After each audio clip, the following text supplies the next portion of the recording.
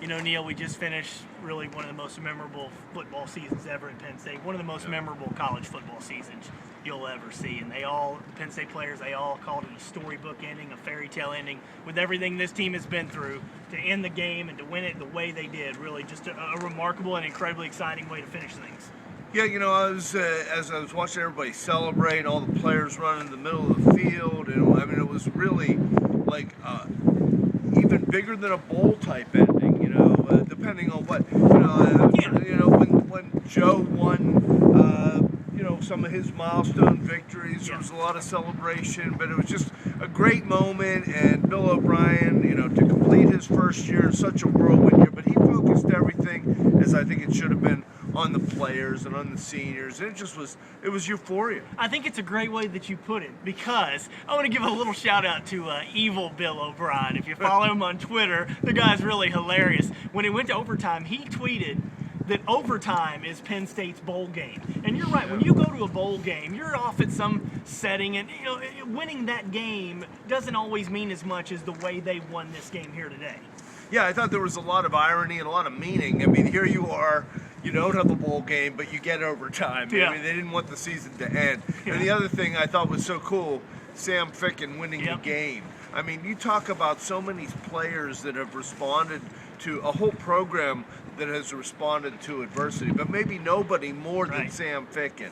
And to end the year, I think he made 10 in a row to end the year, 12 out of his last 13. A lot of character. And Jordan Hill played great. The defense really played great after having a season in which they gave up some leads. And well, obviously they honored Michael Motti today wearing the 42 on all the helmets, and they put the 2012 up on the facade. But the Motti thing, a lot of emotion there. Really an amazing gesture. Now, Michael Motti even joked himself when he first found out, you know, I realize I'm not dead, you know, but so that showed some levity to the situation. Well, what a good tribute to him. I think it's what it's also shown is that Bill O'Brien is trying to be a player's coach, and I think that he has not been afraid. I mean, let's face it, things were done a certain way for a long, long time, and you never put a player ahead of the whole program, and Michael Motti has meant so much to the program.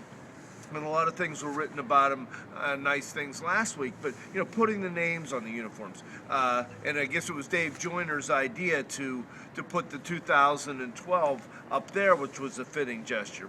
You know, the players Hodges wanted to wear Motti's uniform, so I think Bill O'Brien's tried to be real sensitive to the fact that this is the players' team. Zach Zwinick, 179 yards rushing. Between the two number 28s in this game, him and Monty Ball. Monty Ball set the career NCAA touchdown record, but Zach Zwinick had really the far better game, reached 1,000 yards for the season. This guy was the fourth string running back going into the year. Yeah, and I think, you know, you look, there's Allen Robinson, Matt McGloin, the offensive improvement that these guys had really made throughout the year, no doubt. I mean, you know, you went through a whole bevy of running backs before you got to Zwinick. So there's still a lot of talent in the program. I think some of that, of course, is a credit to, you know, a lot of good players that were recruited by the former staff that were still here and now being developed. But I thought the story of this game was the defense. Yep. I mean, and you touched on it earlier. You know, one of the Achilles heels was, you know, they weren't making adjustments at halftime, and they clearly did in this game. I thought Ted Roof deserved a lot of credit. I think at one point they forced 8 straight punts. Yep.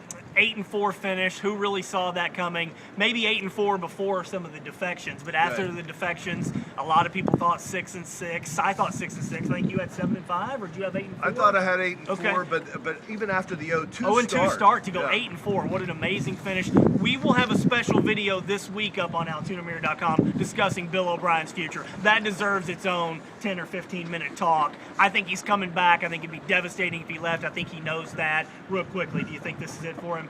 No, I don't. I mean, I think he's done all the right things. He did address that. He didn't talk specifically about the NFL. I mean, you know, one thing is there's no jobs open right now. And then maybe if somebody comes after him, he would have some kind of decision. But I think he has said all the right things, stood for all the right things. I think for him to turn around and take an NFL job would just be contradictory to everything that he seems to have to be representing.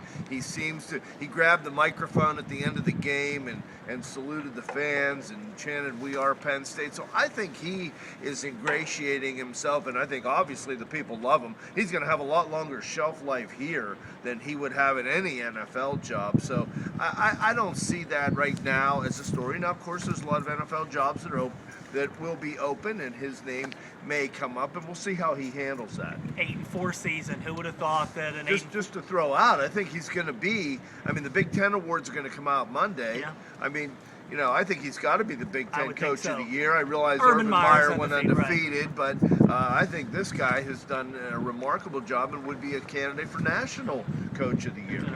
Brian Kelly will probably win that. Yeah. We're filming this as Notre Dame's playing, but if they go undefeated. But an amazing season, Neil. You've covered them for a long time, and who would have thought that an 8-4 season would be this memorable? But after everything the program's been through, it's been a truly historic season here at Penn State. All right, for Neil Rudel, I'm Cory Geiger. Thanks to Tim Shane for videotaping us. Again, we'll have a Bill O'Brien discussion coming up on AltoonaMirror.com later this week.